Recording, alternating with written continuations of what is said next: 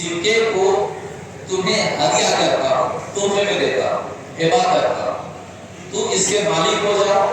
جب تم اس کے مالک ہو جاؤ گے تو پھر اس 1000 سکے کو مجھے واپس کر دینا، لہذا جو تم نے لوٹا تھا وہ آزاد ہو جائے گا۔ اور اس تھیلی میں آپ کو معلوم ہے مٹی کے سکے تھے۔ حضرت فضیل نے کہا ٹھیک ہے، مجھے بات منظور ہے۔ اس عیسائی شخص نے کہا کہ لو یہ 1000 چاندی کے سکے میں تم کو دیتا ہوں۔ اس نے کہا چاندی کے سکے میں تم کو دیتا ہوں، مٹی کا نہیں بتایا، کہا 1000 سکے میں تم کو دیتا ہوں۔ حضرت فضیل اس کے مالک ہو گئے۔ پھر کیا کیا انہوں نے کہا کہ لو جو 1000 سکے میں نے تمہارے لوٹے تھے اب وہی 1000 سکے میں تمہیں واپس کروں۔ پھر اس عیسائی شخص کو دے دیا۔ اب عیسائی شخص کیا کرتا ہے، اس تھیلی کو کھولتا ہے۔ جب کھولتا ہے تو اس کی آنکھیں چکا چوند رہ جاتی ہے اور وہ کہتا ہے کہ یقیناً تم نے سچی توبہ کی، یقیناً تم نے سچی توبہ کی ہے۔ حضرت فضیل نے کہا تمہیں کیسے معلوم کہ میں نے سچی توبہ کی ہے، اور تمہیں کیسے معلوم کہ میری توبہ قبول ہو گئی ہے؟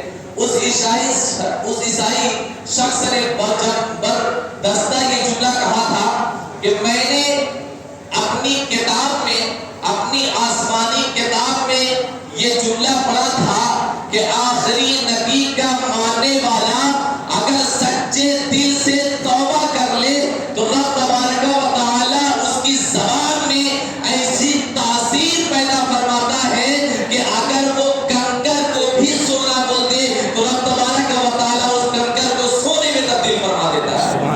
میں نے جو تمہیں سکے دیے تھے وہ چاندی کے سکے نہیں تھے، بلکہ میں نے تمہیں جو سکے دیے تھے وہ سکے مٹی کے تھے۔ تم نے اس مٹی کے سکے کو چاندی کہہ دیا ہے۔ اللہ تبارک و تعالیٰ نے تمام 1000 مٹی کے سکے کو چاندی میں تبدیل کروا دیا۔ یہ توبہ کی فضیلت ہے، یہ توبہ کی فضیلت ہے کہ اللہ تبارک و تعالیٰ اس بندے سے اتنی محبت کرتا ہے، اتنی محبت کرتا ہے کہ اس کی زبان میں وہ تاثیر پیدا فرما دیتا ہے کہ اگر وہ مٹی کو بھی سونا کہہ دے تو وہ مٹی سونے میں تبدیل ہو جائے۔ کیا آپ نے بزرگوں کا وہ واقعہ نہیں سنا؟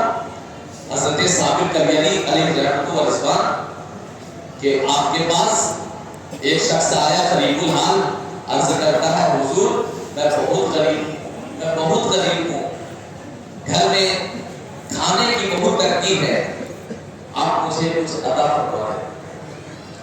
حضرت ثابت کریمی نے کیا کہا کہ جاؤ وہ مٹی اٹھا کر لے آؤ، وہ مٹی کا ڈھیلا اٹھا کر لے آؤ۔ بندہ اٹھا کر لاتا ہے، حضرت ثابت کریمی علیہ رحمۃ و رضوان کچھ پڑھتے ہیں، اس پر دم کر دیتے ہیں، مٹی سونے میں تبدیل ہو جاتی۔ سبحان اللہ۔ اب بندہ عرض کرتا ہے حضور آپ نے آخر اس میں کیا پڑھا کہ یہ مٹی سونے میں تبدیل ہو گئی؟ حضرت نے کہا آگے جانے دو، حضور بتائیے نا، حضور بتائیے نا۔ اب دامن پکڑ کر بیٹھ گیا اور گزارش کرنے لگا۔ حضرت نے فرمایا کچھ نہیں پڑھا، بس 3 مرتبہ قل اللہ پڑھا اور اس پر دم کر دیا ہے، مٹی سونے میں تبدیل ہو گئی۔ اب وہ بندہ مٹی کا بڑا سا ڈھیلا بیگ میں بھر کر لے گیا ہے، رات بھر دونوں زوجہ اور زوج مل کر پھوٹتے رہے،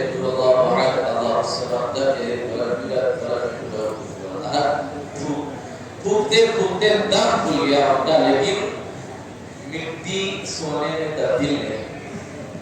پھر آئے لوٹے حضور آپ نے صرف 3 مرتبہ قل اللہ پڑھا، مٹی سونے میں بدل گئی، ہم رات بھر قل اللہ پڑھتے رہے لیکن جو ہے مٹی تو کیا، مٹی کے ذرات بھی سونے میں تبدیل نہیں ہوئے۔ تو حضرت نے فرمایا ارے بابو یہ زبان کی بات ہے کہ جب اللہ تبارک و تعالیٰ کی محبت، جب اللہ تبارک و تعالیٰ کا ڈر بندہ اپنے خوف میں، اپنے دل میں جاگزی فرماتا ہے، جب بندہ اپنے دل میں رب تبارک و تعالیٰ کا خوف پیدا کرتا ہے، جب سچی توبہ کرتا ہے تو اللہ تبارک و تعالیٰ بندے کی زبان کی لاج رکھتا ہے۔ جب بندہ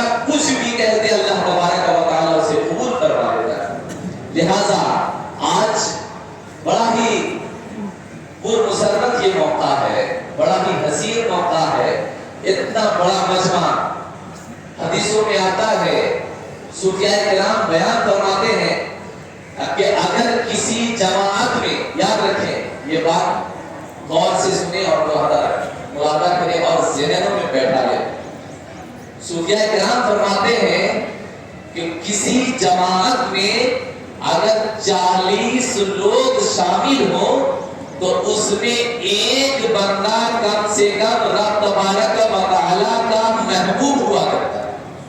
40 بندے کی جماعت میں کم سے کم ایک بندہ ضرور ایسا ہوتا ہے جو اللہ تبارک و تعالی کا محبوب اور مقرب ہوا کرتا ہے۔ آج اتنا بڑا مجمع، کیا اتنے بڑے مجمع میں اللہ کا کوئی محبوب نہیں ہوگا؟